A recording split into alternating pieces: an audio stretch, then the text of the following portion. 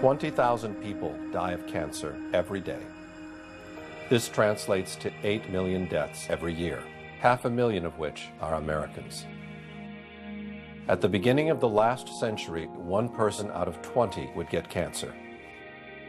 In the 1940s, it was 1 out of every 16 people. In the 1970s, 1 person out of 10. Today, 1 person out of 3 gets cancer in the course of their life.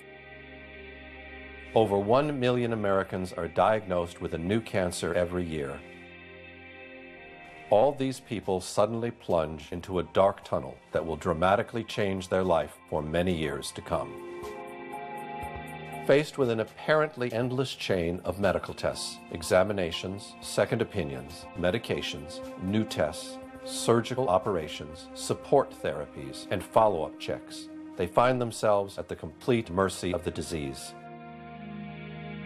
While in that tunnel, each patient feeds an immense medical apparatus that employs hundreds of thousands of people and generates millions and millions of dollars for the medical and pharmaceutical industries. From research laboratories to medical schools, from prevention clinics to worldwide drug sales. Today, the cancer medical apparatus is so large and expensive that it needs its patients in order to survive, just as much as the patients need the apparatus. Cancer is a big business, one of the biggest businesses. The typical cancer patient spends at least $50,000 to treat his or her disease. With 1 million new American cancer patients every year, that translates to $50 billion annually spent on cancer treatment in the United States. But to modern oncology, cancer still remains a mystery. What a century ago were just wooden contraptions, able to lift only a few feet off the ground, today have become sophisticated jets, capable of reaching incredible heights at 3 times the speed of sound. What a century ago was the creaking sound of the telegraph over some rustling wires, today has become a global network of fiber optics, where millions of people exchange information in all possible directions. What a century ago was still a relatively unknown planet, today has been lit by day and night, and it has been explored to the extent that we can visit it in every longitude and latitude from the comfort of our home. The only thing that has not changed in the last 100 years is the apparent incapacity of medical science to understand and conquer a disease like cancer. Why? The official theory maintains that cancer is a problem that originates in the human cell. Cancer is a group of over 100 diseases characterized by abnormal, uncontrolled cell growth. Cancer is a sometimes fatal disease caused by the abnormal growth and division of cells. While normal cells have well-defined walls and nuclei, the uncontrolled growth in cancer cells causes the creation of abnormal, unstructured masses of tissue, known as neoplasms or tumors. Most cancer-related deaths are due to metastasis, malignant cells that penetrate into the circulatory system and establish colonies in other parts of the body. How and where the migrating cells stop is different for different cancer types. Once the tumor cells are no longer moving, they can begin the process of forming a new tumor by leaving the blood vessel and beginning to reproduce in the new location. If the new environment is suitable, the newly arrived cell will begin to grow and a new tumor will develop. This official theory, also called molecular theory, is basically the same that was formulated more than 50 years ago. Cancer begins as a departure from normal cell growth that is harmful and unceasing. If the abnormal cells grow slowly in a limited area, they are called benign tumors. If the cells are spread to other parts of the body, they constitute a malignant tumor, one that is cancerous. Cells of malignant growths break off and travel through the bloodstream to other parts of the body. There, they may start new cancerous growths. In the last 50 years, the search for the cause of cancer within the human cell has been pushed beyond the limits of anyone's imagination. Today, the most advanced laboratories are working directly on the human genome in order to identify the genes that seem to be responsible, according to some scientists, for the different kinds of cancer. This opens the door to a dreamlike scenario for the pharmaceutical industry. A world where each patient would need its own personal cure, tailored to its own personal needs. 1 million new patients every year, 1 million new cures for each and every one of them. What we want to do is we want to match the disease with the cure or palliative treatment, whatever it is, by using the genomic tools. And that's really what the whole cancer world is now going to be about for a very long time. The question of whether we're going to break the cure barrier is not the question about if, it's a question about when. In the meantime, however, no one has been able to prove that the official theory is the correct one, and that the origin of cancer is in fact of genetic nature. Major advances are being made in the detection, prevention, and treatment of cancer. But the mechanisms that trigger malignant cell growth are still not completely understood. In the meantime, statistics seem only to get worse. We've lost the war on cancer. Since the 1950s, the outlook for most cancer patients has remained the same, a 1 in 3 chance of living for 5 years after diagnosis using conventional therapies, surgery, radiation, chemotherapy, drugs. The fact is that today, 2 out of 3 American cancer patients will be dead before 5 years. Despite such dismal results, official oncology continues to impose on patients the only 3 therapies that have ever been authorized in the last 100 years: surgery, chemotherapy, and radiotherapy. And 2 of the 3 are actually carcinogenic. Surgery is the oldest technique and the most successful of the 3.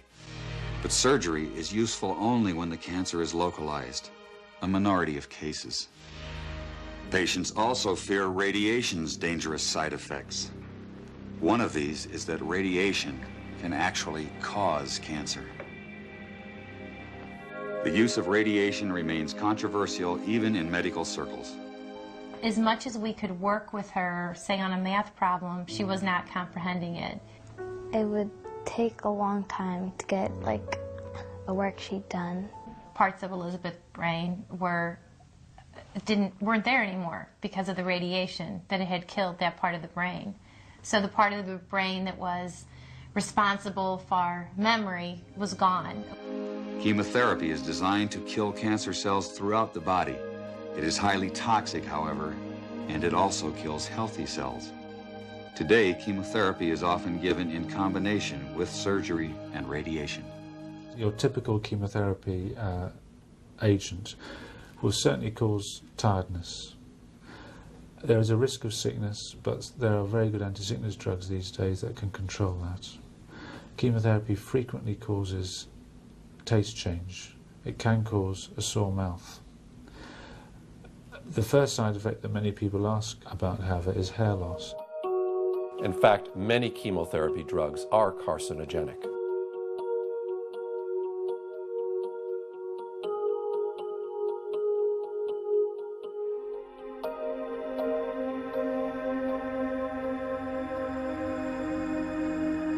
Their toxicity is so high that all personnel handling them must observe very strict safety rules.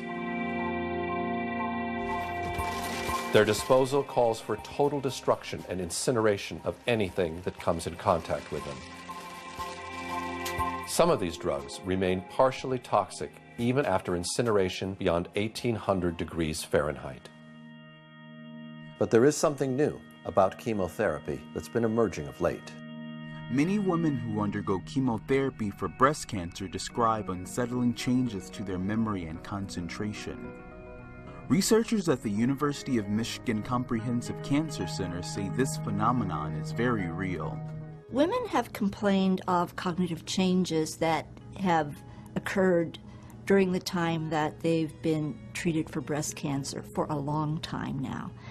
And the term chemobrain has been coined, and this is used to describe loss of concentration, difficulty remembering things, having difficulty thinking clearly, and not being able to function effectively in normal activities that the person was able to do perfectly well before they had treatment. Simple little things. I'd have to wait to think of something, and it would be frustrating. X is red, C is green. Researchers say the chemotherapy creates memory problems that can last for years. Children are also beginning to report long-term effects of chemotherapy drugs. Things like my homework, like, let's say, like math homework. When it's real noisy, I can't focus. And it just makes me feel like my mind's being erased. But is there any benefit in chemotherapy? John Cairns of Harvard University published a study in Scientific American. He found that chemotherapy drugs benefit at most 5%, 1 out of 20 of the cancer patients they're given to. If conventional therapy has such limited results, why isn't the medical profession willing to investigate alternative approaches? The answer to this question may be found in some historic events that took place almost a century ago, when official medicine finally managed to gain the upper hand on the so-called empirical doctors, who cured patients with herbs and natural remedies. In the 1800s, society sanctioned both approaches to healing. Patients had a choice of using either doctors, called allopaths, or natural healers, called empirics or homeopaths. The two groups waged a bitter philosophical debate. The allopathic doctors called their approach heroic medicine. They believed the physician must aggressively drive disease from the body. They based their practice on what they considered scientific theory. The allopaths used 3 main techniques. They bled the body to drain out the bad humors. They gave huge doses of toxic minerals like mercury and lead to displace the original disease. They also used surgery, but it was a brutal procedure before anesthesia and infection control. Few patients were willing to have surgery. Most patients feared allopathic methods altogether. Satirists of the day remarked that with allopathic treatment, the patient died of the cure. Competing with the doctors were the empiric healers. Contrary to the doctors, they believed in stimulating the body's own defenses to heal itself. Instead of poisonous minerals, they used vegetable products and non-toxic substances in small quantities. They especially favored herbs learned from Native American and old European traditions. The empirics said they based their remedies not on theory, but on observation and experience. Satirists of the day added that with empiric treatment, the patient died of the disease, not the cure. And the balance of medical power remained equal until the turn of the century. Then, new medical treatments emerged that were potentially very profitable. The AMA joined with strong financial forces to transform medicine into an industry. The fortunes of Carnegie, Morgan, and Rockefeller financed surgery, radiation, and synthetic drugs. They were to become the economic foundations of the new medical economy. The takeover of the medical industry was accomplished by the takeover of the medical schools. Well, the people that we're talking about, Rockefeller and Carnegie in particular, came to the picture and said, we will put up money. They offered tremendous amounts of money to the schools that would agree to cooperate with them. The donors said to the schools, we're giving you all this money. Now, would it be too much to ask if we could put some of our people on your board of directors to see that our money is being spent wisely? Almost overnight, all of the major universities received large grants from these sources and also accepted 1, 2, or 3 of these people that I mentioned on their board of directors, and the schools literally were taken over by the financial interests that put up the money. Now, what happened as a result of that is that the schools did receive an infusion of money. They were able to build new buildings. They were able to add expensive equipment to their laboratories. They were able to hire top-notch teachers. But at the same time as doing that, they skewed the whole thing in the direction of pharmaceutical drugs.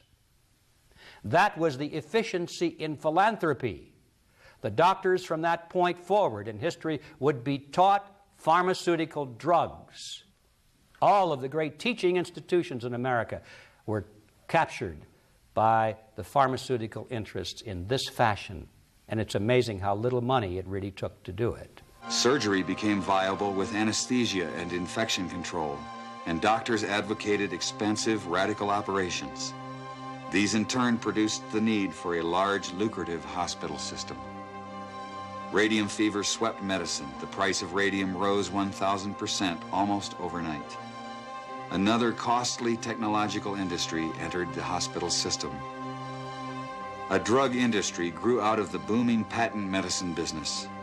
The doctors changed educational standards and licensing regulations to exclude the empirics. Soon, only AMA-approved doctors could legally practice medicine. In a brief 20 years, the AMA came to dominate medical practice. Organized Medicine launched a media campaign to associate the empirics with quacks. The code word for competition was quackery. So now the average doctor goes through school, he gets a great education, he has to be really smart to get through it, he learns all about drugs, he doesn't know too much about basic nutrition. I found that the average wife of these physicians knows more about nutrition than he does, but they sure know their drugs. And if you go to your typical doctor today, I don't care what it is, chances are you're going to walk out of there with a prescription. Why? Because that's what he has been trained to do. The companies that make up the pharmaceutical industry are among the largest corporations in the world. Together, these businesses have come to be known as Big Pharma. In 2004, their combined global sales were over $500 billion, with Pfizer and Johnson & Johnson leading the pack. In the U.S., the core of Big Pharma's immense profits is from sales of prescription medication. And since these drugs can only be prescribed by medical professionals, most of the industry's promotional and marketing activities are directed at doctors, pharmacists, and other healthcare providers. This starts out at the first day of medical school, and in many medical schools, even the incoming students that, are 2 years away from seeing a patient will start to get gifts from the pharmaceutical industry. And as these students get farther along in their medical education, the interactions and the gifts escalate to free lunches, to dinners. Champagne, brunches, happy hours, New York jet tickets. No matter where you spend the money, you make money. And my boss always told me, don't worry about it. There'll always be more funding. Spend what you can. In fact, if I give you $100,000 to spend, Gene, I want you to spend $200,000. Before 1980, most clinical research was funded by the National Institutes of Health. During the 90s, most of that research got pulled out of universities and was brought to for-profit research organizations. The problem is that gave virtual complete control over the research to the drug companies. They could design the studies. They have control of the data so that many of the authors of the most important articles published in our best journals aren't even allowed to see their own data. They don't get free access to their own data. And they have control over publication. To sum it all up, the pharmaceutical industry first gained control of the teaching system. Then it gave the AMA the power to exclude all other doctors from practicing. Then it took over the entire drug testing process, while heavily influencing the medical publications that reviewed those drugs. And finally, Big Pharma extended its control over the federal entity that is supposed to verify those drugs' safety and efficacy. At the opposite end are the sick citizens, and in the middle are the doctors who must cure them based on information they can only get from the pharmaceutical industry, which can no longer be verified. Chemotherapy drugs are in fact among the most expensive of all. A 1-month supply of erlotinib, a chemotherapy drug produced by Roche, cost $2,300. The same supply of sorafenib, Bayer's chemotherapy drug, costs $5,500. The monthly supply of sunitinib, a chemotherapy drug produced by Pfizer, cost almost $7,000. The drug industry is the most successful global industry in the world. What they don't want you to do is get better, because if you get better, their market's gone.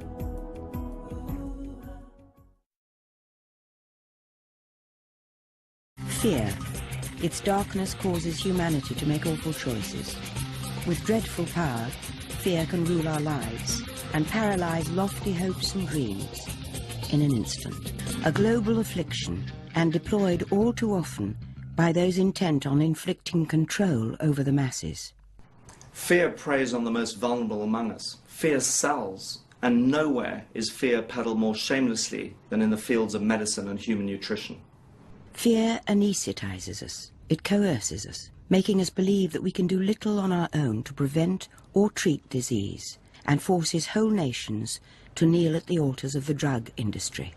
And of course the fearmongers are also preying on fear of disease. And the solution that the fearmongers give us are drugs. As if by design, health choices are limited, information is scarce, lives are ruined, and the truth be damned. The fear machine is well oiled by petrochemical dollars and a near worldwide monopoly in healthcare. It works overtime to prevent the truth about dietary supplements from getting out to the public. Anything that comes from nature cannot be patented. They're not interested in that. So, we translate that into the real world of FDA approval. Surely these drug companies aren't going to spend $20 million or more testing any substance from nature because it can't be patented. That, and of course the FDA says it's illegal to use unless it's been tested for efficacy and safety. Now you see the catch-22 you're in there. Nothing from nature, regardless of how effective it might be, will ever be proven safe or effective according to the FDA. It'll never be. Because nobody's going to spend the money to go through the test. So therefore, everything from nature will always be condemned by the FDA as unproven. An unproven cancer cure. In a small town in northern Ontario, the year 1922, Green Case first learnt of a cancer remedy which she termed ESSIAC. Unbeknownst to history, this fragile Canadian nurse has heroically managed to cure thousands of people from cancer with a simple concoction of herbs. While nursing an old patient, Renee noticed that she had a scar on her breast. The patient said it was left over from a cancer she had cured over 30 years before, using a mixture of herbs suggested by the medicine man from the local Ojibwe tribe. Renee tried the same formula on her aunt, who had recently been diagnosed with cancer. I went down and I asked Dr. R.O. Fisher, who later was Dean of the University of Toronto, if he would watch over her, if I would try some of these herbs. And he said he would. And it took quite a while, but she got better. And she lived for 21 years. After that successful experience, Renee quit the hospital and began curing people with a mixture of herbs that would become known as ESSIAC, which is her last name, spelled backwards. Soon, the voice spread, and the number of patients healed from cancer started to multiply. In about 1943, I was diagnosed in Toronto General Hospital as having a growth in the bowel which was inoperable. And that was in January, and my husband was told that when the snow was gone, I would probably be gone with it. So through friends, I was directed to Miss Case, and I came to her and had treatments from her for practically 3 years, and felt I was cured, and I've had no return of it since. Dr. R.O. Bastida of Bracebridge sent me a patient, cancer of the bowel, Bert Rosen, and I cured him. So Dr. Bastida went before the town council and mayor and persuaded them to give me a building that they had taken for taxes as a clinic, that I had made a great discovery and that I should be supported in my own hometown. So they set up the clinic where I treated for 8.5 years. In a few months, the clinic was fervent with activity, with patients flocking in from all different places. Her clinic would be full every time we were there. And there were people came in ambulances who were not able to come in for a treatment. She would have to go out and administer the medicine out in the ambulance. Then as the time went on, we watched these people be able to walk in. And finally, they were driving their own car to get SCI. I treated from 300 to 600 patients a week. And the only way they would allow me to do this was free of charge. And I had to have a doctor's diagnosis for every case I treated. So we brought the diagnosis to Nurse Case, and I took treatment from her every week for about a year. And I have no cancer today. It was one Dr. Leonardo from Buffalo who had immediately recognized the potential of Renee's cancer cure to warn her of what was waiting ahead. Dr. Leonardo, he was a cancer surgeon, and he said, "You think you have a cure for cancer?" I said, "I'm way beyond thinking I know." Then I had 5 other doctors in examining patients, and he asked if he could go in with them and examine patients, and I told him he could. So then he told me, he said, "You have it, but the medical profession will never let you do this to us." After a while, a mysterious group of entrepreneurs showed up, offering Renee $1 million for the secret formula. But she flatly refused, as they would not guarantee that her cure would be made available for free to anyone who ever needed it. Green case was called before the legislature in 1938 to determine SCI's legal status. I was trying to legalize my treatment, and the patients went out and got this petition signed, 55,000 names on it. And I went before the legislature, and I lost out by 3 votes. Public outcry forced the establishment of a cancer commission to investigate herbal remedies. The greatest majority of Reen's evidence was rejected. You see, they said the doctors all made mistaken diagnosis, that's why the patients thought they were cured. I kept on my clinic as long as I could until they stopped the doctors from giving a diagnosis, and then I had to stop. And it's a sad thing when somebody comes and they have somebody that is ill with cancer and the medical profession can do nothing for them, and they beg of me to treat them. It's a very, very sad thing to turn them away. And I had a nervous breakdown over that, so I really had to stop.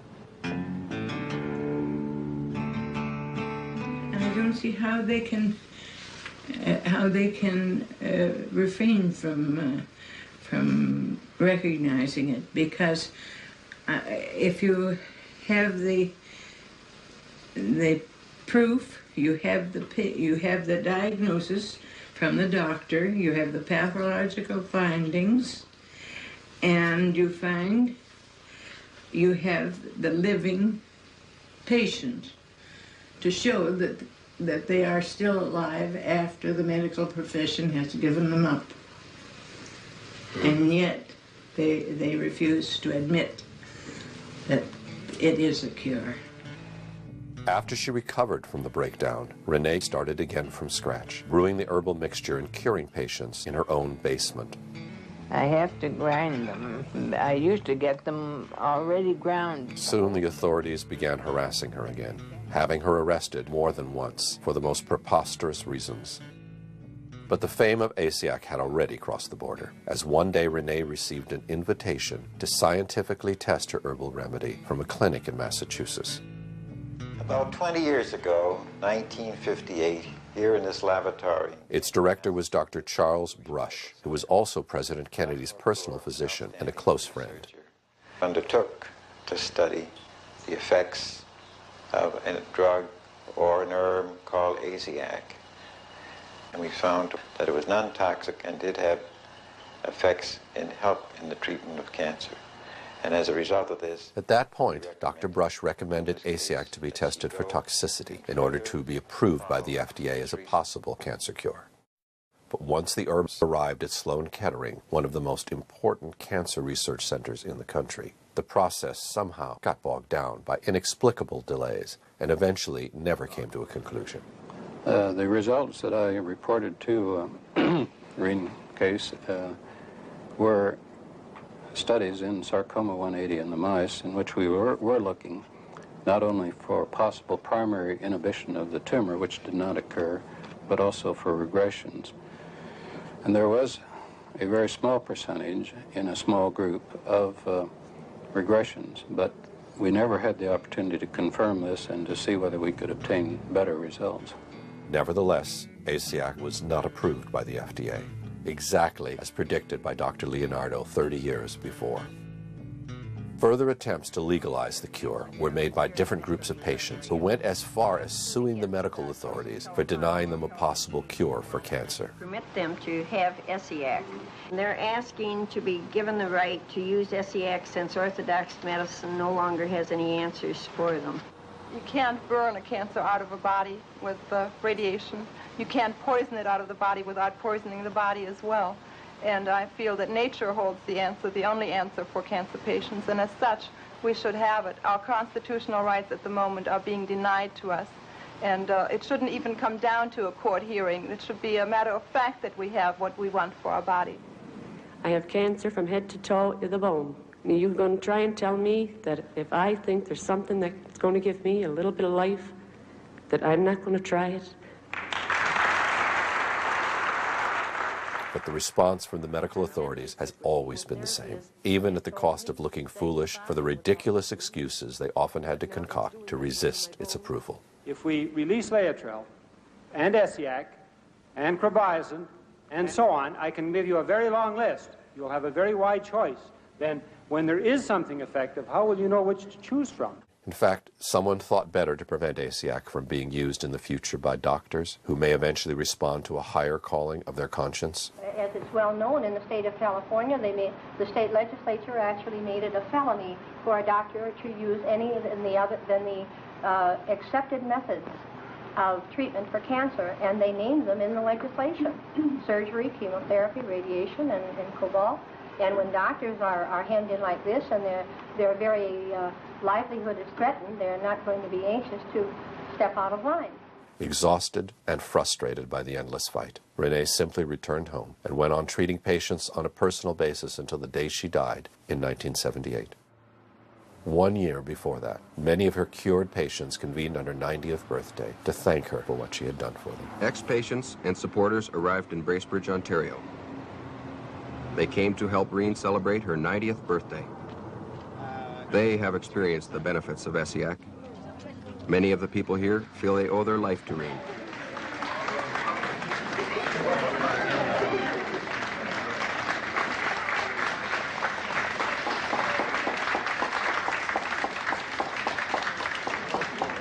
Remember, I brought the two ladies up to you that day in the house. She doesn't call me. Where is it?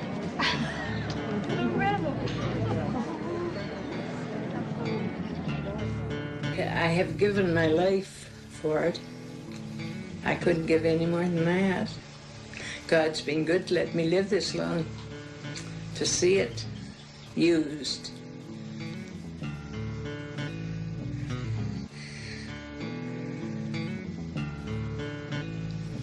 and used by people.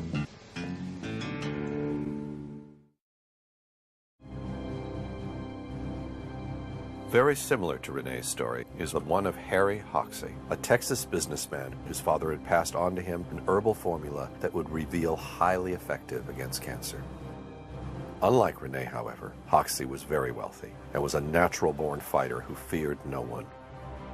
This set the premise for one of the most prolonged and virulent fights between an American citizen and the medical authorities in the history of the United States. The trouble began with what seemed like good news. And we now have in our files and our records many, many thousands of case histories and records, pathological proof, X-ray photographic studies that we do positively cure cancer, both internal and external.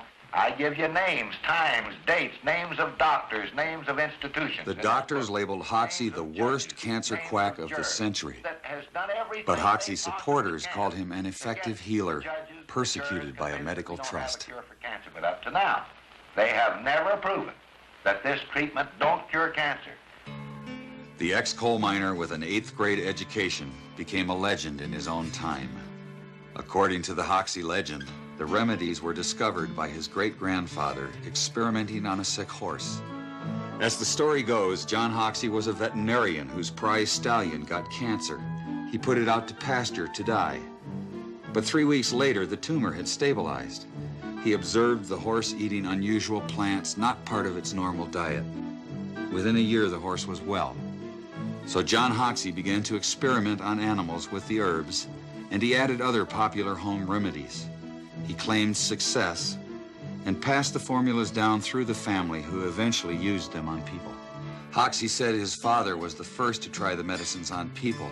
He gave young Harry the formulas with a deathbed wish to make the treatment available to people whether or not they could pay. Prophetically, he warned the boy against the high priests of medicine who would fight him jealously. It didn't take long. Hoxsey started his first clinic in Illinois in 1924, and he immediately incurred the wrath of organized medicine. He was arrested more times than any other man in medical history. Yet by the 1950s, the Hoxsey Clinic of Dallas, Texas was the largest privately owned cancer center in the world. Hoxsey clinics reached through 17 states. Endorsing the treatment were senators, judges, and even some doctors. 2 federal courts upheld its therapeutic value. If the treatment was worthless, how did it gain so much support? To claim a cure for cancer is to invite evaluation. While the medical profession turned its back on Hoxsey, numerous individuals did make personal investigations. These experiences repeatedly turned skeptics into believers. Among them was Esquire magazine writer James Wakefield Burke, who in 1939 began covering the Hoxsey story. My boss, Arnold Gingrich, one day said, "Why don't you go down to Texas and let's expose this fellow. He's getting too big." And the American Medical Association liked to put him out of business, and said, "You go down and get acquainted with him," and says, "We'll do a couple of pieces on him and put an end to this." So it was an assignment. I came to Texas. I expected to stay about a day, get my information, and leave. I became fascinated. I stayed for 6 weeks. Every day, Harry would pick me up, bring me to the clinic. We'd come in the morning, and he would put his arm around these old men and women, say, "Dad, them doctors been cutting you up." Says, "I ain't gonna let them sons of bitches kill you. You're gonna live." And he'd treat them, and I'd watch him treat them. They'd get better and begin to get well. So I wrote an outline for a piece which I called "The Quack Who Cured Cancer." And I sent it back to the editors, but it never came out. Assistant District Attorney Al Templeton was more than a skeptic. He arrested Hoxsey more than 100 times in 2 years. Then his own brother, Mike, got terminal cancer and secretly went to Hoxsey. When Mike Templeton got well, Al Templeton gave Hoxsey the credit. Hoxsey's prosecutor became his lawyer. More and more people kept supporting Hoxsey's claims of a cure. His boldest promoter was Christian evangelist Gerald Winrod. His radio broadcast reached millions of listeners with sensational reports of Hoxie's mounting successes. I wish to begin this broadcast by reading for you what I regard as a very important statement, and I quote, Judge W.L. Thornton, this is the second jury of 12 men that has found in my court that the Hoxie treatment cures cancer. 10 doctors found that the number of cures reaches into the thousands. Former United States Senator Thomas studied a large number of cures. I had made my own investigation, had satisfied myself that cancer was really being cured by the Hoxie method. This humble reporter can only say, God bless these quacks, the only quacks who are curing cancer today. But a new cancer treatment needs more than personal investigations to gain acceptance. It needs a formal scientific review. And when I say to you, all I want is to have them come here. The American Medical Association, the Pure Food and Drug, the federal government, anybody, come here and make an investigation. And if I don't prove to them beyond any question of a doubt that our treatment is superior to radium X-ray and surgery, then I will lock the doors of this institution forever. But the medical profession did not respond to his call. The doctors claim that they already knew from their medical education that his remedies were had no efficaciousness at all, was no cure. They were just sought in their ways and adamant in their beliefs. According to Hoxie, there was a more sinister reason the medical profession wouldn't investigate. Hoxie said the AMA doctors invited him to demonstrate the treatment.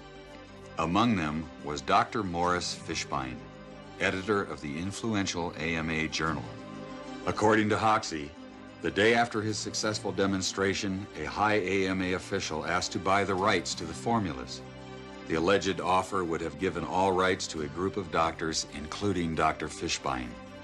Just like Rene, Hoxley turned down the offer because he could not get the guarantee that the formula would have been made available for free to anyone who ever needed it. But one thing was certain. Hoxie had made a very powerful enemy. By crossing swords with Dr. Fishbein, he alienated the most influential figure in medicine. Dr. Fishbein held a unique position.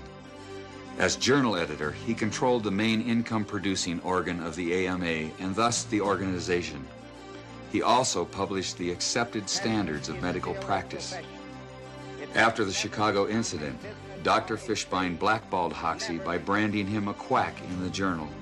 It commented that Hoxie's most enthusiastic supporter was the local undertaker. The AMA attack was relentless. Dr. Fishbein and Hoxie would battle each other for 25 years to come in a drama of national dimensions. But rather than settling the dispute through scientific means, they played it out in the media.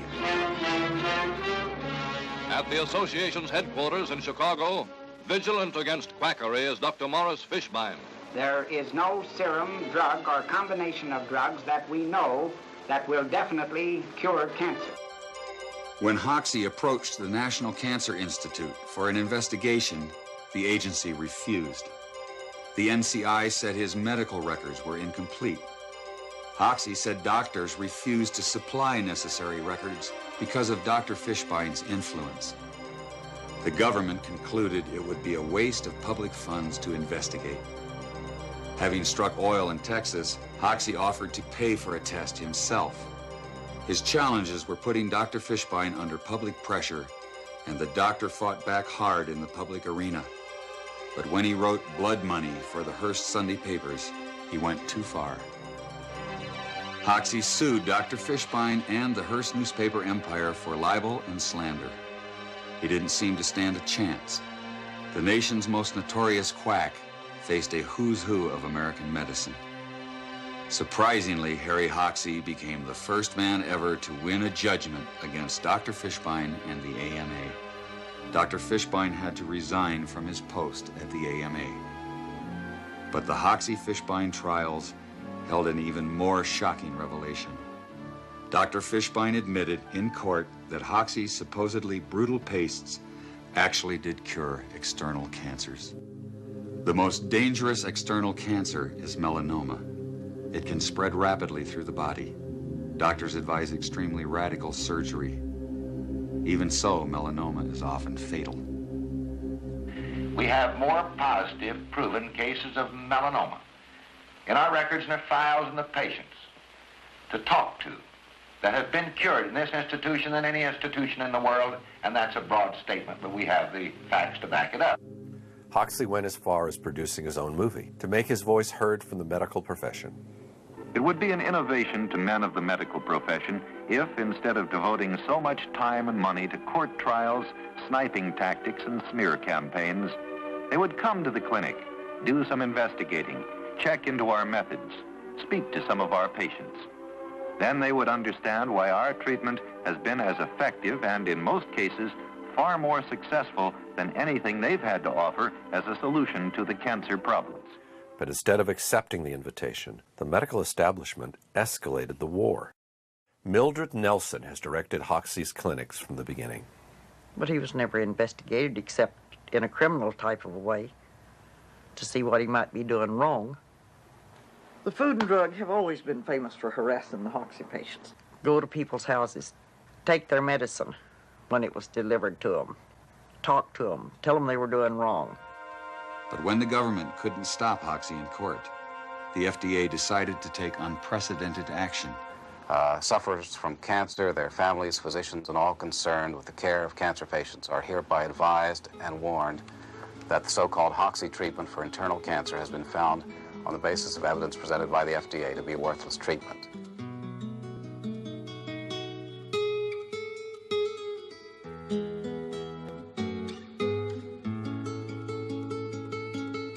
And it was so successful that the FDA then went ahead and issued it in a poster form, which was put up in post offices around the country. I'm swimming in blood now. They've done everything they possibly can to try to humiliate me. They've had me in court many, many times. But do I care about that? I'm not thinking about what they're doing to me. I'm thinking about the 12,000 patients who's under treatment observation here at this clinic. I'm only thinking of one thing: suffering humanity. But the government did more than just warn the public. Although federal prosecutors couldn't prove the treatment was worthless, they did outlaw it on technicalities like false labeling in interstate commerce. At one time, we had 17 clinics open across the country. Food and Drug walked in the same day to every one of them and padlocked them. And no way did Harry have the money to fight that in court, state by state. After losing all his clinics, Harry Hoxsey eventually gave up his 25-year-long fight against the medical establishment. He built a new clinic in Mexico, put Mildred Nelson in charge, and went back to Texas, where he died in 1974. The Mexican clinic has been treating thousands of patients over the years and is still active today under different doctors after Mildred Nelson passed away. But the Hoxsey treatment has never been made available to American patients, and it cannot even be shipped legally into the country. Those who wish to use the Hoxsey treatment must travel each time to Mexico and are allowed to bring back only the amount needed for their personal use.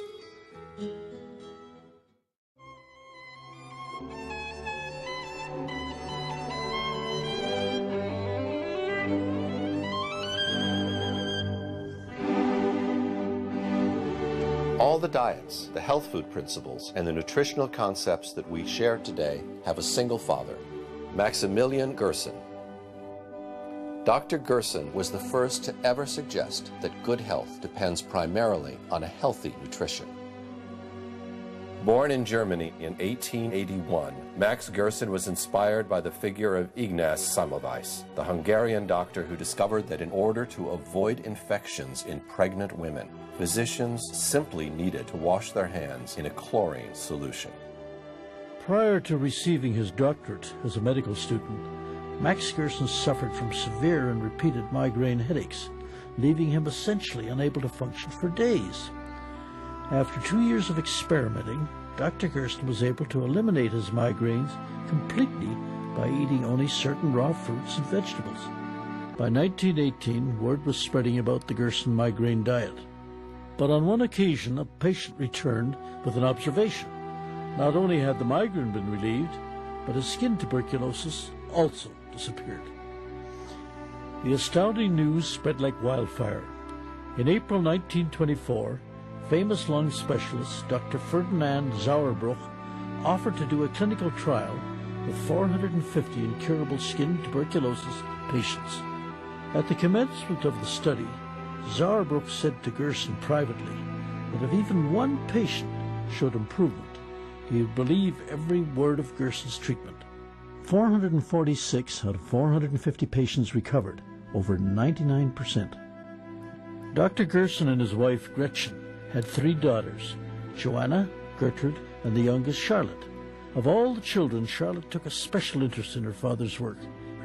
By the late 1920s, Dr. Gerson's fame had spread throughout Europe, especially after he cured Dr. Albert Schweitzer's wife, Helena, of pulmonary tuberculosis and Schweitzer's daughter's skin disease.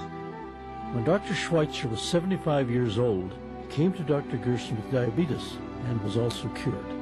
The Gerson therapy aims to achieve a complete detoxification of the body through a series of intestinal washes based on organic coffee and a strict diet of raw vegetables and fruits grown in an optimal terrain. Meat is absolutely to be avoided, as explained by Charlotte, Dr. Gerson's 82-year-old daughter. Because meat in the body, in the digestive process, causes acidity, phosphoric acid. And in this kind of acidity, the body isn't able to function. The body has to maintain homeostasis, it has to maintain a very exact level of alkalinity versus acidity. Once detoxified, the human body confirms being a wonderful machine, capable of healing itself from any given disease. Between 1933 and World War II, Gerson and his family fled Nazi persecution, eventually settling in New York. Dr. Gerson's 7 siblings died in the Holocaust. Throughout the 40s, Dr. Gerson's success at his New York clinic stunned the medical community, but also evoked the dark forces within it. Dr. Gerson was curing patients with cancer, and as a consequence, he testified before the United States Senate on July the 1st, 2nd, and 3rd in 1946, along with 5 of his recovered cancer patients and the medical records of 5 more. So stunning was this testimony that on the evening of July the 3rd, 1946, renowned ABC News correspondent Raymond Graham Swing declared on his radio broadcast to the entire United States that for the first time in history, there had been discovered a cure for cancer. The public response was overwhelming, staggering, lighting up the switchboards at ABC non-stop, out of control, unbelievable. But what happened next was even more so.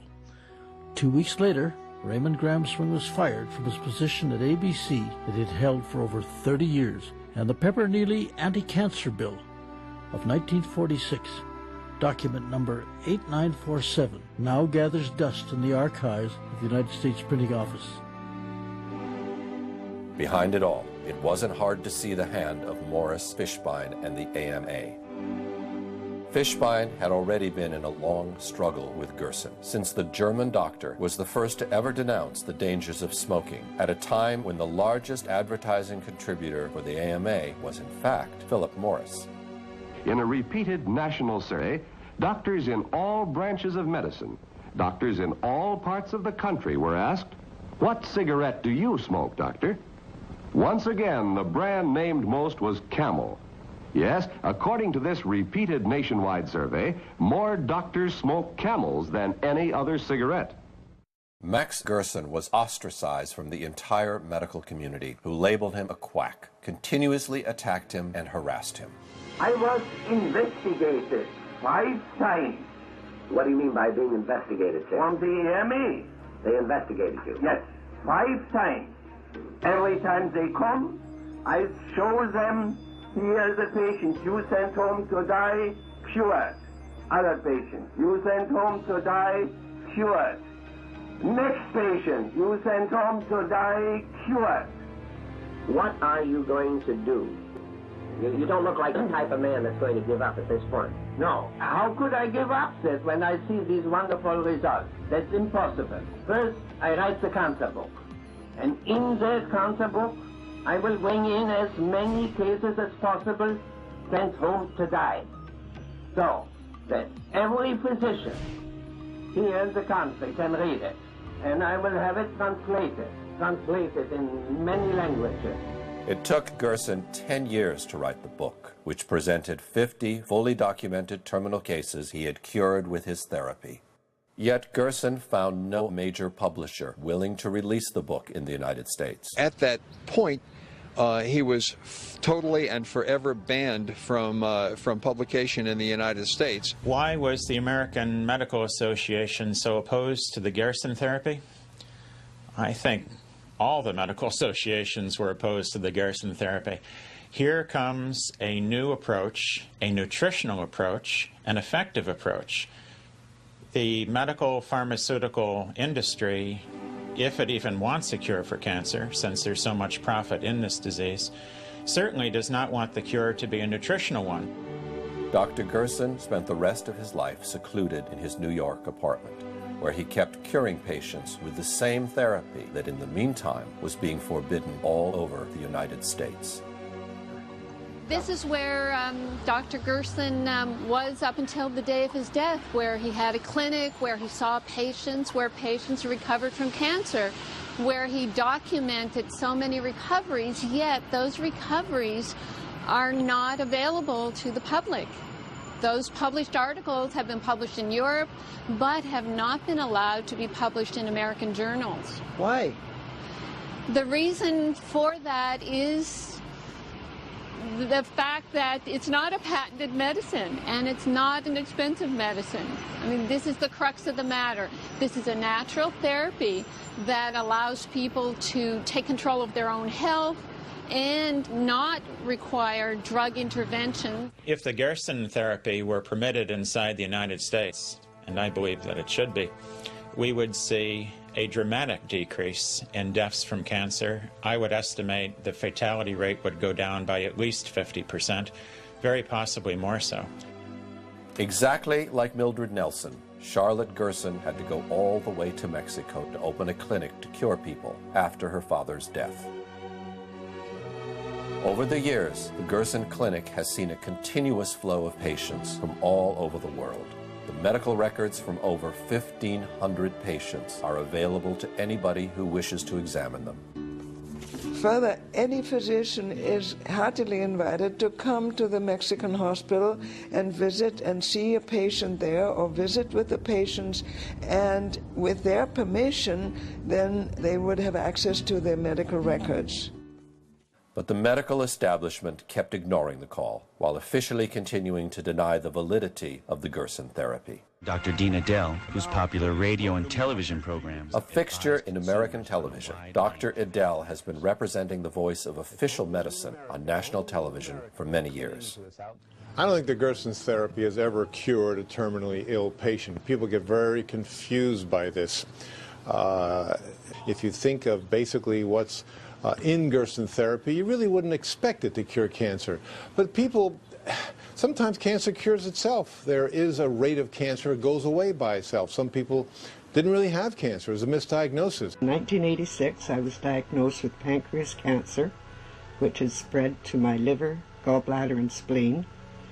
The doctors told me I had 3 months to live, to go home, get my finances in order, and prepare to die. My husband just wouldn't accept it. I was only 46 at the time, far too young, so we came home, did therapy for 2 years. After 3 months, my doctors here wondered why I was still living. They asked me if I would have a CAT scan, which I did. The masses of cancer had gone. They said, I don't know what you're doing. We don't want to know what you're doing. Just keep doing it. The doctors at that time had said I would never live to see my second grandchild, which he is now 19 years old. So we proved them wrong. After the therapy, we went back to Utah to a specialist on blood, and she said my blood was so clean and clear that she couldn't tell I'd ever had cancer, and she said I was the first patient that ever happened to. And yes, and after I had gone back to the oncologist after I had done the Gerson therapy for a couple months, at that time when they had found that I was cured of cancer from the CT scan that they had done on my abdomen, he couldn't believe it. He thought it was a miracle. For the 10 years following being on the Gerson therapy, which took a year and a half, I started going back to the Mayo Clinic and seeing Dr. Scott, who was an oncologist there, just for checkups to be sure I was clear. And he said everything was like an 18-year-old again. My blood profile was perfect, and he couldn't believe how I looked and how much energy I had, and he asked me what I'd done, and I went over the Gerson therapy with him. Dr. Scott said, "That's great," but he said that we can't sell that. Dr. Wallace Sampson is the editor of the Scientific Review on Alternative Medicine and Aberrant Medical Practices, which claims to present an objective viewpoint. Has Gerson therapy ever cured a cancer patient? Well, of course not. They won't even release their records. So, what would it take for you to be convinced that this therapy is has credibility? Well, first of all, they have to show some reason why it should work. We know how cancers behave, and we know the kinds of things that cause cancer. So they have to come up with some kind of a believable theory of why their diet should work. But second of all, they'd have to convince us that everything we know about it in the past 50 years is wrong, and they're right. Now, how are they going to come up with material like that? That's impossible. They don't have it. Dr. Gerson documented so many recoveries, yet those recoveries are not available to the public. Those published articles have been published in Europe, but have not been allowed to be published in American journals. Dr. Stephen Barrett can be considered today's equivalent of Morris Fishbein. Steady at the helm of his publication, Quackwatch, Dr. Barrett denounces every form of therapy that the official medicine considers to be a fraud or a fake. Take the Gerson therapy, for example. Gerson was a physician who claimed that he could cure cancer with diet and a number of other methods. There's absolutely no scientific evidence that he's cured anyone. I was investigated 5 times on the EMA. Every time they come, I show them, here's a patient you sent home to die, cured. Other patient, you sent home to die, cured. Next patient, you sent home to die, cured. The Gerson therapy was known some 75 years ago. If doctors know there's a cure and send patients home to die, that is an atrocity worse than the Holocaust.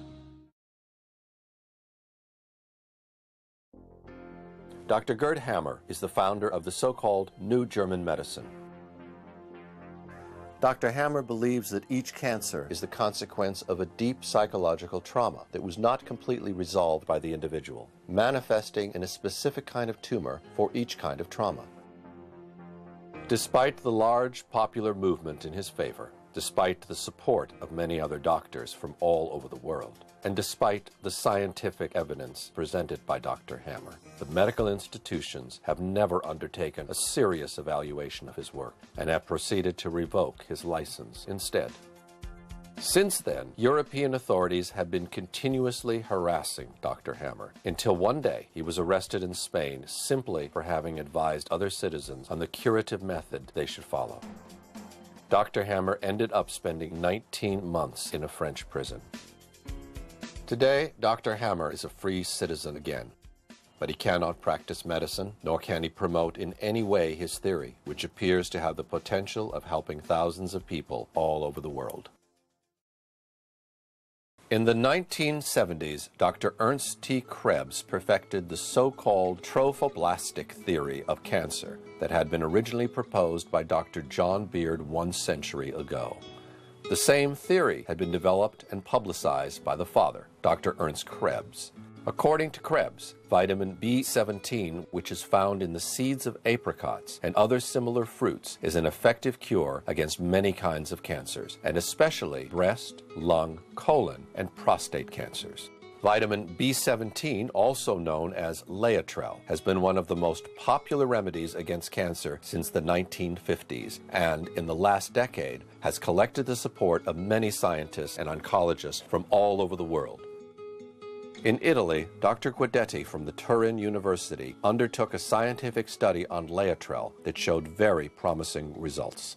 Dr. Dean Burke, head of the cytochemistry section of the National Cancer Institute, has reported that in a series of tests on animal tissue, the B17 had no effect on normal cells, but released so much cyanide and benzaldehyde when it came in contact with cancer cells that not one of them could survive.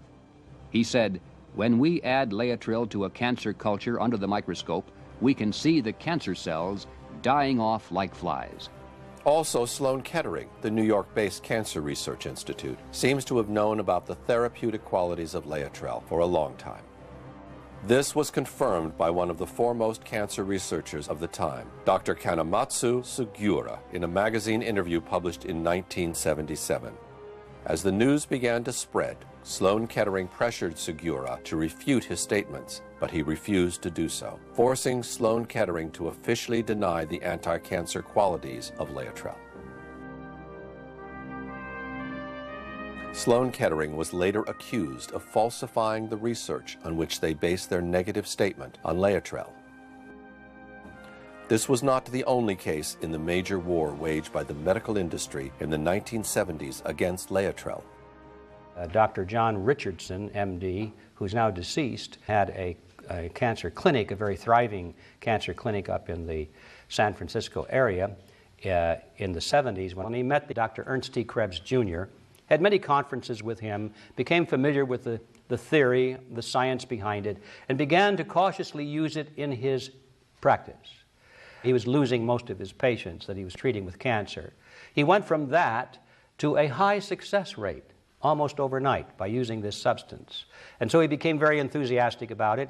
The word got around. His patients were very happy, of course, and they told their friends. It wasn't very long before people were coming from all over the United States, and in some cases even from Europe, to be treated at the Richardson Clinic. Then he got into trouble with the medical authorities. The hospital administration contacted him and said, "You have to stop using this material because it is not approved by the FDA." And he said, "Yeah, I know it's not approved, but it works." They said, "We don't care whether it works or not. It is not an approved substance and you're in violation of the law." Medical authorities have never recognized the therapeutic use of Laetrile, while the FDA has listed it among the toxic substances, making it in fact illegal to be sold in the United States.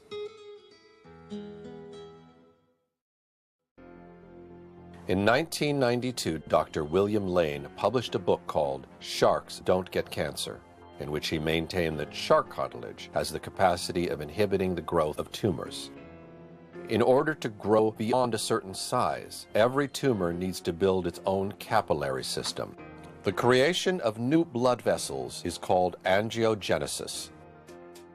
Shark cartilage has a specific anti-angiogenic characteristic in that it envelops the growing tumor and literally suffocates it by not allowing the new capillary system to grow. The anti-angiogenic characteristic of shark cartilage is well known to official medicine, and it's confirmed by a number of different scientific studies. But shark cartilage, for some reason, is not suggested as a cure for cancer, while the pharmaceutical companies are competing in secret to produce a similar compound in the lab, or to extract from the cartilage a specific compound that can be patented and exploited commercially. What they are interested in finding something, perhaps within something in nature, if they can find some subcomponent that they can extract and then make it a man-made chemical that works the same way, then they can patent that, then they're interested, but not if it comes from nature. Another well-known remedy against cancer, particularly popular in Europe, is mistletoe, a semi-parasitic plant found on oaks and other similar trees. Mistletoe is used to produce different medicines, like Iscador, whose effectiveness against cancer has been known for many years.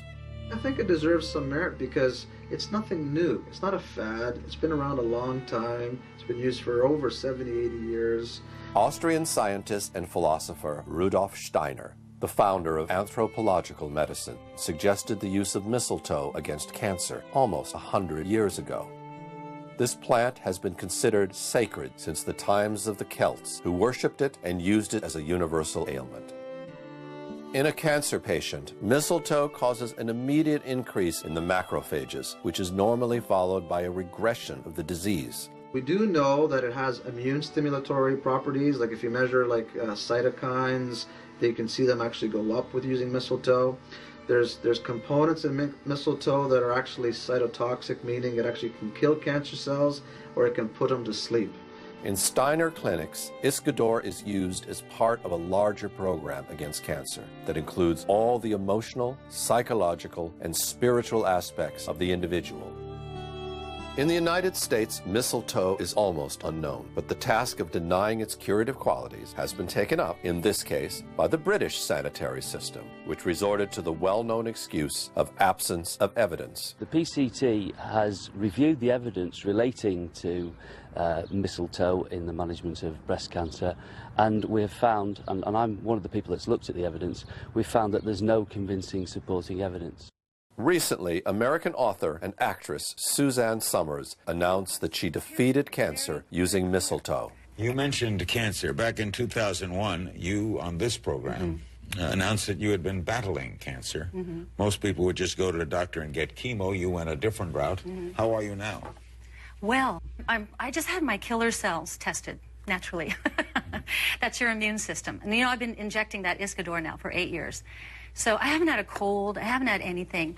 You don't have cancer? I don't have cancer anymore. The list of historic cases in which a potential cure for cancer has fallen into oblivion could literally continue for hours.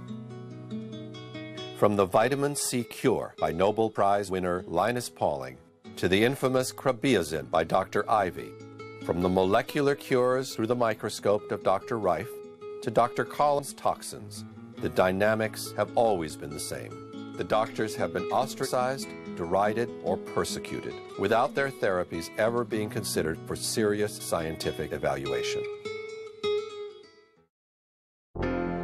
The last person to propose a natural cure against cancer is Tullio Simoncini, an Italian oncologist who finds himself in the middle of a storm after having declared that the origin of cancer is not genetic, but it is due to the aggression of a fungus called Candida albicans. Based on this hypothesis, Dr. Simoncini treats cancer with sodium bicarbonate, which is one of the strongest enemies of fungi in nature. How does a fungus get in the body? Where do you think this all starts from years of research? There is an endemy, a big epidemic pollution because the fungus is undervalued. But it is undervalued because it is not understood. From the very beginning of his studies, Dr. Simoncini felt the need to reconsider the cancer paradigm from scratch and began looking for a different origin of the disease. What puzzled him the most was the fact that all tumors behave in the same way, even though they appear completely different from one another. Then he started looking for a common denominator and eventually found one. Most cancers appear white. These tumor specimens show the devastating impact the disease can have on the body. This is a liver riddled with cancer. The white bubbles are all tumors. If you enter the body and you reach an organ affected by the cancer, you can see that the lumps are always white. Sometimes it is covered with blood or with the defense reaction, but in every post-mortem examination, scientists find the white lumps, the white masses, that is fungi. This is the pleura.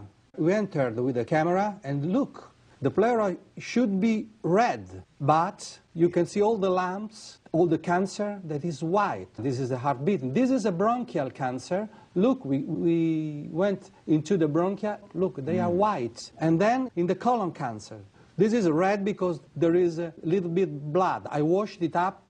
Now, look, look, it is always white. White like Candida. Candida albicans in Latin means glowing white.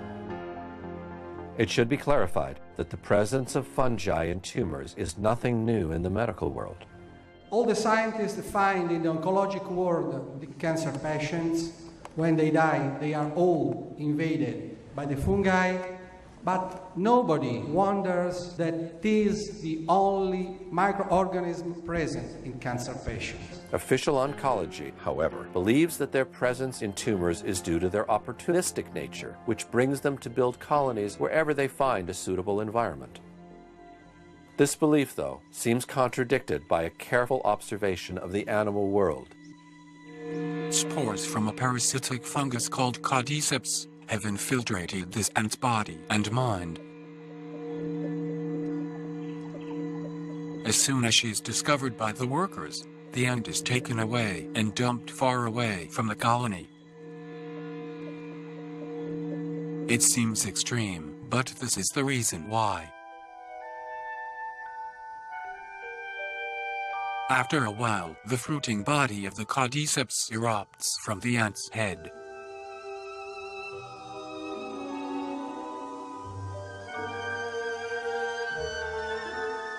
It can take 3 weeks to grow, and when finished, the deadly spores will burst from its tip. Then, any ant in the vicinity will be in serious risk of death. The fungus is so virulent, it can wipe out whole colonies of ants. And it's not just ants that fall victims to this killer. In this case, it was the fungus that caused the ant's death, not the death of the ant to invite the presence of the fungus. What normally appears to be a simple opportunist is in fact a full-fledged assassin.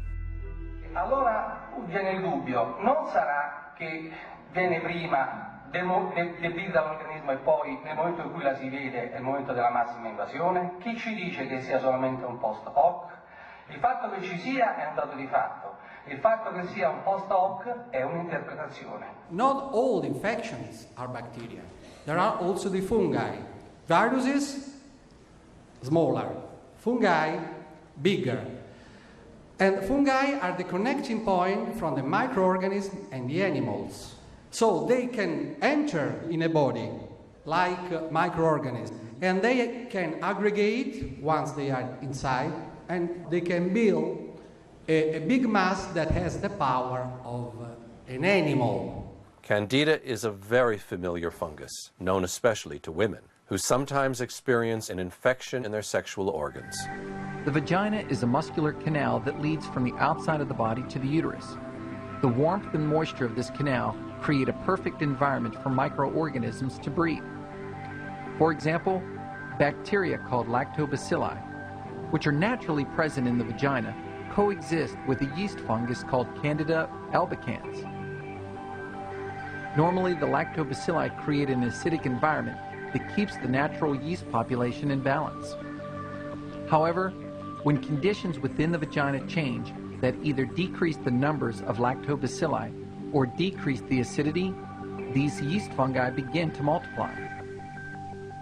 Normally, the immune system keeps the fungi under control and doesn't allow them to establish colonies in your body. This white cell spots a fungus in the bloodstream, attacks it, and destroys it. If the system's defenses instead get lower than usual, the Candida can manage to aggregate into small colonies practically everywhere in the body.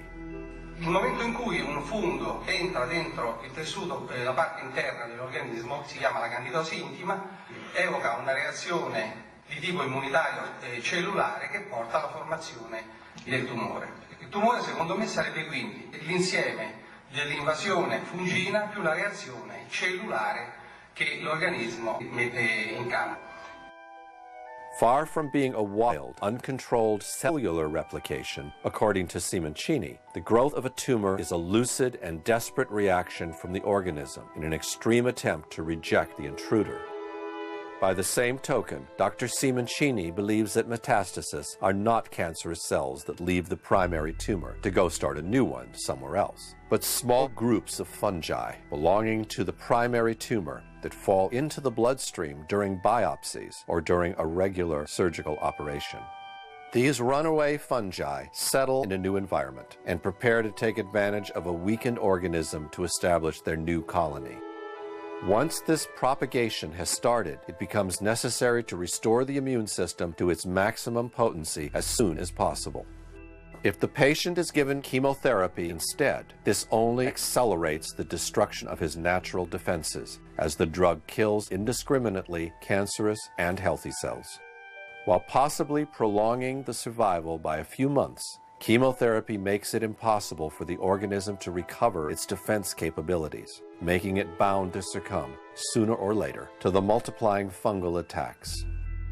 In order to test his theory, Dr. Simoncini began treating cancer with sodium bicarbonate. Sodium bicarbonate is the strongest substance against fungi. They cannot adapt to a salt because it is not a complex substance. That's why the antifungal today's antifungal drugs are ineffective, because the fungi can adapt themselves in 3-4 days. For a fungus, you give an antifungal drug, you can kill the first layer, but the second layer they get used and they eat drugs, chemotherapy, everything. Gennaro San Germano is the first patient ever cured by Dr. Simoncini with sodium bicarbonate. In 1983 he was diagnosed with lung cancer and was given a life expectancy of 6-7 months at best. In 2006, 23 years later, he gave this interview. Buonasera. Buonasera, io mi chiamo Massimo. Mi sembra di parlare con una persona molto fortunata, mi sembra di capire, giusto? Sì, molto fortunato, veramente. Perché gli pensi... Molto fortunato, ma grazie a Dio al dottore Simoncini. L'ho incontrato con fortuna perché mi aveva detto che doveva fare un altro ricovero. Perché la macchia si stava allargando quando sono andato alla visita. E ha detto vieni da me, sono andato con la cura che mi ha dato lui, con grazia di Dio. E ci ha messo, mi diceva la moglie, ci ha messo 8-9 mesi a guarire? Sì, oltre 9 mesi. Però se n'è andato via tutto il tumore? Sì, per grazia di Dio, sì, che hanno ritrovato, che è andato via. Non credo, però a me è andato bene. Già è lì, infatti. Ecco, perché mi ha detto che ci aveva 6-7 mesi di vita addirittura. Lei non ha fatto nessun'altra cura insieme a Simoncini, cioè lei è sicuro che l'ha guarita questa cosa qua? Sì. Non ha fatto nient'altro? La cura di Simoncini altri non sono andati. Adesso solo che qui qualche raffreddore, la febbre, mi hanno un altro medico. Vabbè, chiaro, normale. Allora, con la cura là me l'ha fatta solo lui. Non ha fatto nient'altro insieme? No. Ho capito. After a few successful treatments, Dr. Simoncini presented his documentation to the Italian Department of Health, hoping that his theory was put to test under proper scientific protocols. Not only were his findings completely ignored, but Dr. Simoncini ended up being disbarred from the Italian medical order for having prescribed cures that had not been approved by the authorities. This is rather unfortunate, as even the ancient Hindu books of medicine prescribe the use of sodium bicarbonate against cancer. Alkali of strong potency should be used in diseases arising from anula, schlesma, maida, cancerous growths, and such others which are very difficult to cure. This book is over 1,000 years old. As soon as the news of his treatment started to circulate, Dr. Simoncini became the target of a major smear campaign orchestrated through the Italian media, in which he was treated as a charlatan and a swindler. Amici di Striscia, oggi vi parleremo di un personaggio che dice di curare i tumori con il bicarbonato. Seguiteci. Buonasera, Jimmy Ghione, Striscia la Notizia. Come va? Niente, Senta, ma com'è questa storia del bicarbonato? Ci può raccontare com'è che si curano i tumori con il bicarbonato? E ci può raccontare un po' com'è questa storia? Se basta il bicarbonato per curare i tumori. Aspetti che vedi scendo. No, aspetti che ma perché fa così? Dr. Simoncini was also repeatedly sued for wrongful death, and in one case sentenced to 3 years in prison for having allegedly caused the death of patients who had undergone his treatment. The media seized greedily on the trials, delivering the final blow to Dr. Simoncini's credibility. Professor Francesco Cognetti, direttore scientifico dell'Istituto Nazionale dei Tumori della Regina Elena di Roma, uno dei più importanti oncologi italiani. No, perché quando parliamo di medicina e anche di cure innovative bisogna stare attenti. Dice quest'uomo, sto Simoncini, è un fungo, il tumore è un fungo e si cura col bicarbonato di sodio. L'impressione immediata di un grande medico. Beh, una tesi bizzarra, voler essere ottimisti, e direi che è pazzesco, non c'è nessuna dimostrazione che ci siano rapporti tra infezioni fungine e neoplasie, né tantomeno che i funghi siano l'unica causa di cancro, come sostenuto dal dottor Simoncini. Possiamo dire con assoluta certezza che il bicarbonato di sodio al tumore purtroppo non gli fa nulla, se no sarebbe stato molto semplice assolutamente nulla, ma può essere, devo dire, anche pericoloso, perché se somministrato a dosi importanti può determinare squilibri metabolici importantissimi che possono compromettere la funzione renale, la funzione respiratoria, la funzione cardiaca, cerebrale, e quindi è un farmaco che, se somministrato a dosi importanti, può determinare anche la morte. The paradox is that Tullio Simoncini is not an alternative doctor, nor is he against the system at all, but he is possibly the most allopathic and orthodox of them all. Io penso che la strada per far fuori il fungo dentro, fuori e anche il tumore sia quella di concepire degli antifungini a cascata sequenziale. Il concetto in chemioterapia esiste, le terapie sequenziali fatte a cicli, eccetera, eccetera, perché bisognerebbe scogitare degli antifungini che sono efficaci in un primo momento, come il fungo varia, cambiare l'antifungino in funzione della variazione del fungo, e così stargli dietro secondo le variazioni. Però dovrebbero venire in campo le case farmaceutiche in questo momento, che adesso non capiscono questo grosso affare che c'è sotto. Loro vedono la multinazionale che fa, vede il pericolo dell'azzeramento dei chemioterapi, eccetera, e fa guerra, fa terreno bruciato a tutti. Chi dice qualsiasi cosa gli taglia il collo. In the meantime, he has perfected special techniques that allow him to deliver the sodium bicarbonate next to the tumor in order to obtain the maximum effectiveness with a minimum amount of sodium bicarbonate. Sodium bicarbonate is effective if you can put in contact the sodium bicarbonate with the cancer. So, if you want to reach the prostate cancer, you have to locate before a catheter in the potenda artery that reaches the prostate. Then you can administer through a port gate connected to the catheter the sodium bicarbonate directly to the prostate and kill fungi, because the concentration of the salt is very high, because you used the artery that is directly feeding the organ. Instead, for the cavities, pleura, peritoneum, you have to locate a transperitoneal or a pleural catheter.